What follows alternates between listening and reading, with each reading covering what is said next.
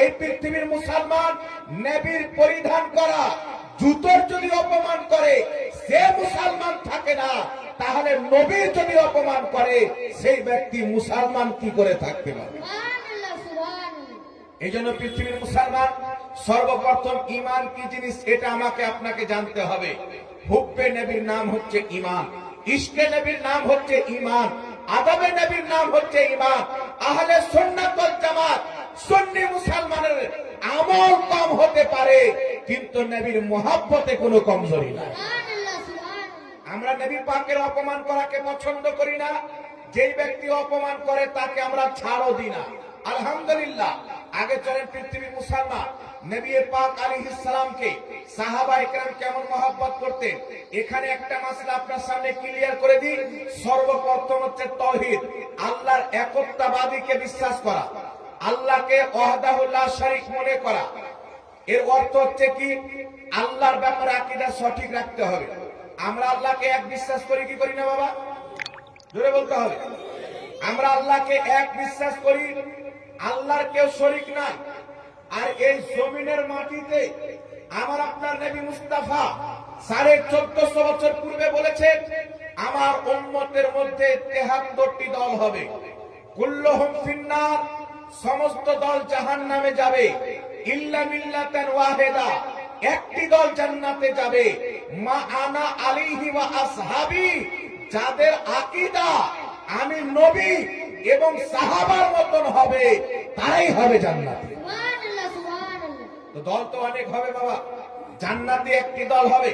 রাসূল পাক আলাইহিস সালামের হাদিস দ্বারা প্রমাণ হয়, যারা 72 জাহান্নামী ফিরকার লোক হবে, জান্নাতীদের চাইতে নামাজ বেশি পড়বে, রোজা বেশি রাখবে, হজ বেশি করবে, যাকাত বেশি দিবে, কুরআন খুব সুন্দর তেলাওয়াত করবে। নবী পাক বলছেন বুখারীর হাদিসে, তাদের প্রকাশ্যে কথাগুলি খুব সুন্দর হবে, মানুষ তাদের দিকে ছুটে যাবে। এদেরই কাছে মনে হয় দিন রয়েছে, কিন্তু তাদের কাছে দিন থাকবে না। কুরআন পড়বে, কুরআন তাদের হলকের নিচে নামবে না। রাসূল পাক আলাইহিস সালাতু ওয়াস সালাম বলছেন, তারা জাহান্নামের কুকুর হবে। কেন এই কথা বলেছেন? পৃথিবীর মুসলমান নামাজ থাকবে, রোজা থাকবে, হজ থাকবে, মাদ্রাসা থাকবে, মসজিদ থাকবে, তাদের অন্তরে মুহাম্মদ রাসূলুল্লাহ আদব থাকবে না। যদি নবীর আদব না থাকে এই নামাজ রোজার কোনো মূল্য থাকে না। আল্লামা ইকবাল বলেছিলেন, मोहम्मद की मोहब्बत दीन हक की शर्त अव्वल है, गर हो इसी में खामी तो सब कुछ नामुकम्मल है। নবীর মামলাতে যদি ত্রুটি হয়ে যায়, রাসূলের আদবে যদি মিস্টেক হয়ে যায়, সব বেকার হয়ে যাবে। আমাদের নামাজ কবুল হবে, নবীর ওসিলাতে কবুল হবে, রোজা কবুল হবে, নবীর ওসিলাতে কবুল হবে, হজ কবুল হবে, নবীর ওসিলাতে কবুল হবে, এমন কি যে ঈমান কবুল হবে মুহাম্মদ রাসূলুল্লাহর ওসিলাতে কবুল হবে। সুবহানাল্লাহ, সুবহানাল্লাহ। এবার আপনাকে বলতে চাই, পৃথিবীর মুসলমান আল্লাহ পাকের ব্যাপারে যাদের আকীদা ঠিক তারা তো মুওয়াহিদ হবে। বর্তমান পরিস্থিতিতে অনেক লোক বলতে চায় সুন্নিরা নবীকে আল্লাহর সাথে মিলিয়ে দেয়, আস্তাগফিরুল্লাহ। ইমাম ইবনে হাজার আসকালানী রাহমাতুল্লাহ আলাইহি বলেন, নবী পাক সাল্লাল্লাহু আলাইহি সাল্লামকে শুধু আল্লাহ ছাড়া যত রকম ভাবে নবী পাকের তুমি প্রশংসা করতে পারো, আদব করতে পারো, তোমার জন্য জায়েজ রয়েছে। শুধু একটাই পদ্ধতি যেটা নাজায়েজ এবং হারাম রয়েছে, যে নবী পাককে আল্লাহ মনে করা যাবে। আজ পর্যন্ত কোন আলিম বলেছেন বাবা নবীকে আল্লাহ? জোরে বলতে হবে। আজ পর্যন্ত কেউ বলেছেন? পৃথিবীতে কেউ বলেনি।